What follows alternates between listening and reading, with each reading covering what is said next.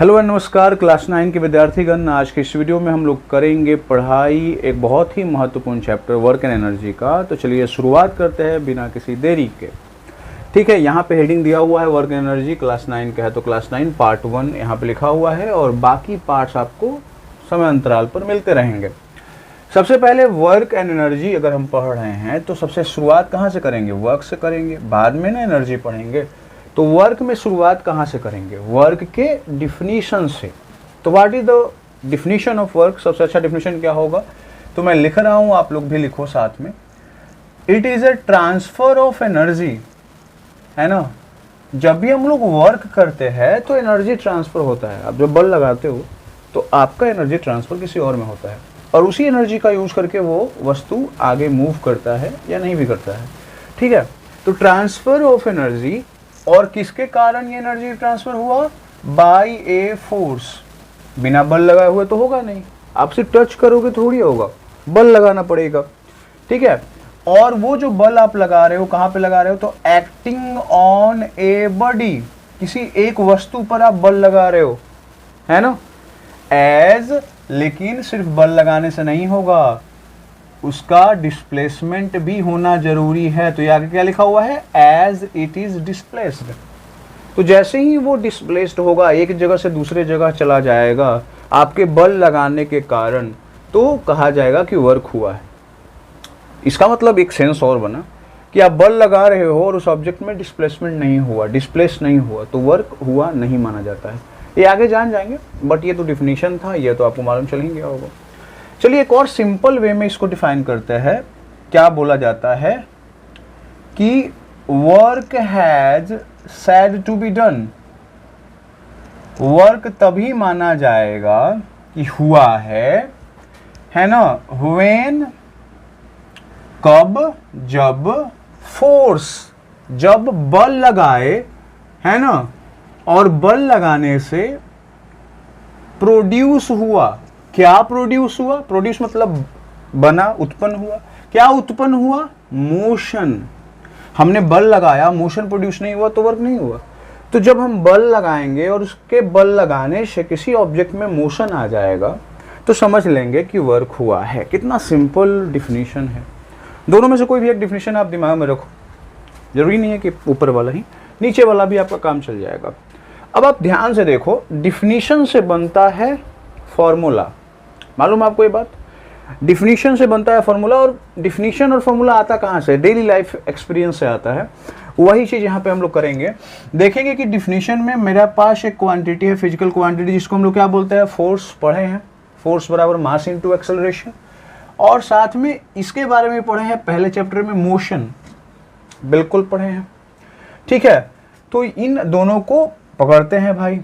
ये हम जानते हैं कि वर्क का रिलेशन कहीं ना कहीं किसके साथ है? पहला फोर्स के साथ है और दूसरा किसके साथ है? मोशन के साथ है। डिफिनीशन में लिखा हुआ है, लेकिन रिलेशन कैसा है और ये रिलेशन पता कैसे चलेगा? जब हम डेली लाइफ में हम चीज़ों को देखेंगे। जैसे अगर हम कम बल लगाते हैं तो कम काम होता है, ज़्यादा बल लगाते हैं तो ज़्यादा काम होता है। लॉजिकल है ना।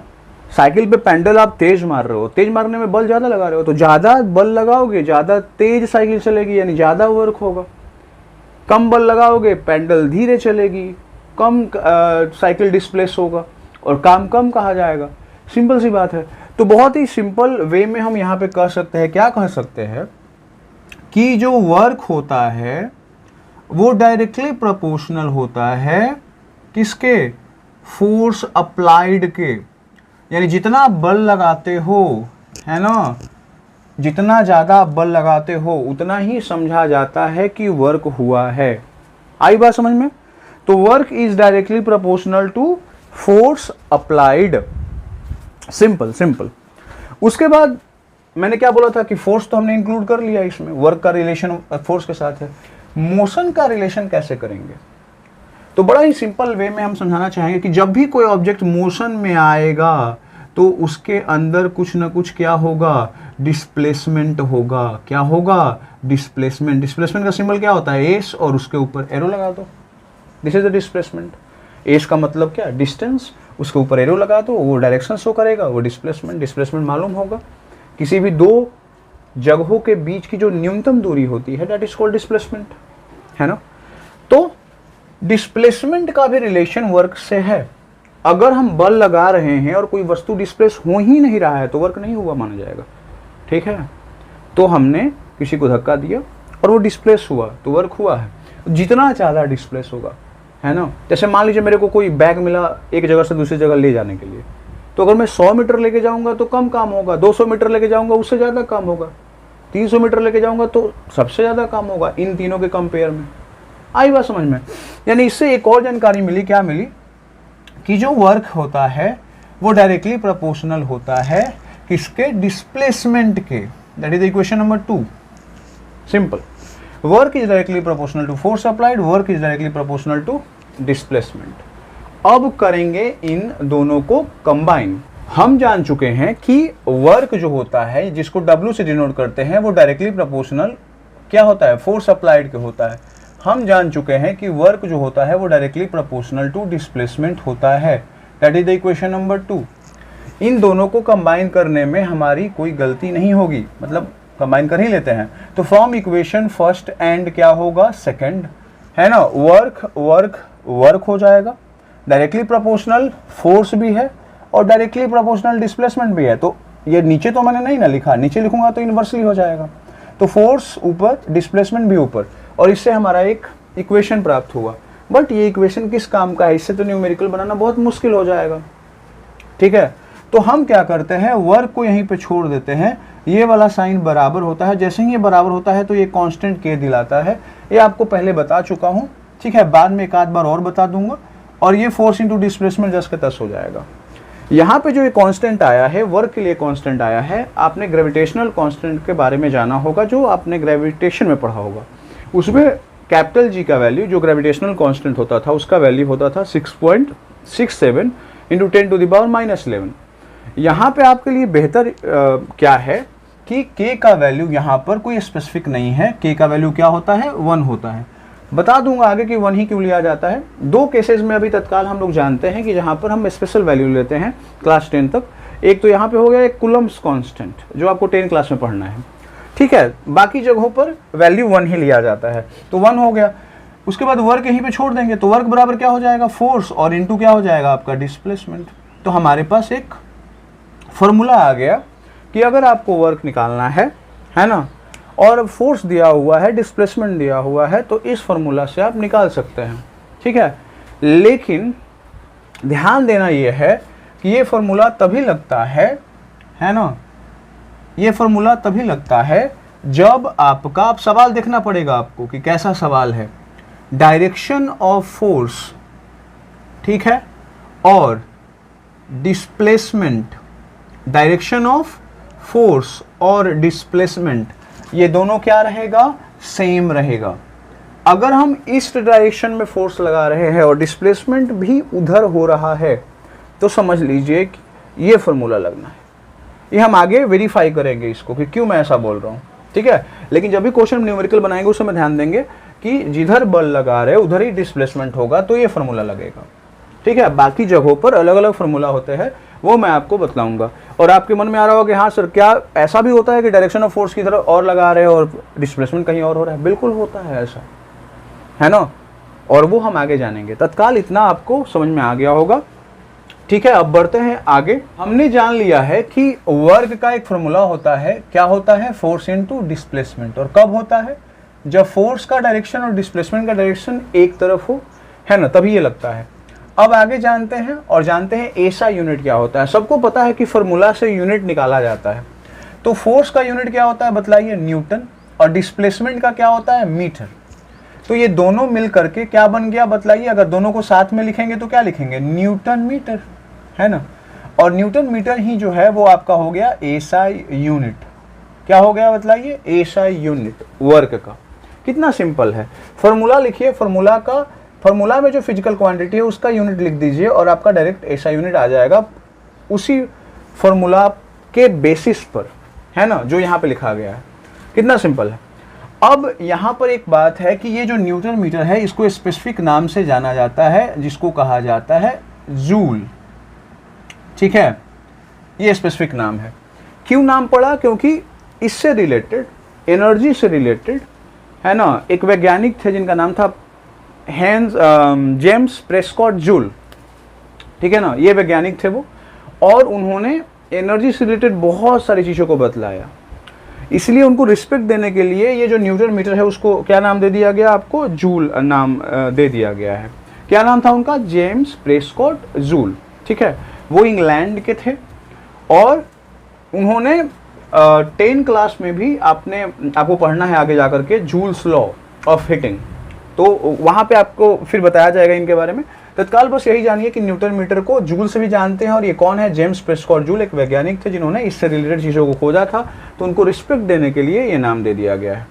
अब यहाँ पे आप साफ साफ देख सकते हो कि न्यूटन मीटर लिखा हुआ है, वहाँ पे डैश लगा के जूल लिखा हुआ है, तो हम क्यों नहीं ऐसा कर सकते हैं कि 1 जूल जो होगा उसको लिख सकते हैं कि वो 1 न्यूटन मीटर के बराबर है। 1 जूल जो है वो किसके बराबर है, 1 न्यूटन मीटर के। सिंपल, 1 जूल बराबर 1 न्यूटन मीटर, सिंपल, ठीक। उसके बाद आगे जब भी ऐसा इक्वेशन आ जाता है कि 1 जूल आ गया मेरे पास, यहाँ पे 1 न्यूटन मीटर आ गया, इससे हम एक चीज और निकाल लेते हैं, वो क्या है आपका, डिफाइन 1 जूल। 1 जूल को डिफाइन अब कर सकते हैं, और कैसे डिफाइन करेंगे देखिएगा, आप मिलाइएगा, थोड़ा बहुत ही आसान लगेगा आपको। पहले हम क्या लिखे, जिसको डिफाइन करना है, यानी 1 जूल, और ये क्या है, अमाउंट ऑफ क्या है बतलाइए, अमाउंट ऑफ क्या है, वर्क है, वर्क ही का तो ऐसा यूनिट जूल है ना, तो 1 joule is the amount of work. यहां तक याद करने की जरूरत ही नहीं है, 1 joule is the amount of work. अब आगे क्या लिखेंगे, व्हेन ईट, यानी ईट मतलब 1 जूल, डिस्प्लेसेस, डिस्प्लेसेस का मतलब एक जगह से दूसरी जगह पहुंचाता है, ए बॉडी टू 1 मीटर, कितना मीटर मूव करा देता है, 1 मीटर मूव करा देता है, बाय अप्लाइंग, क्या करके, लगा करके, बल, by applying 1 Newton of force.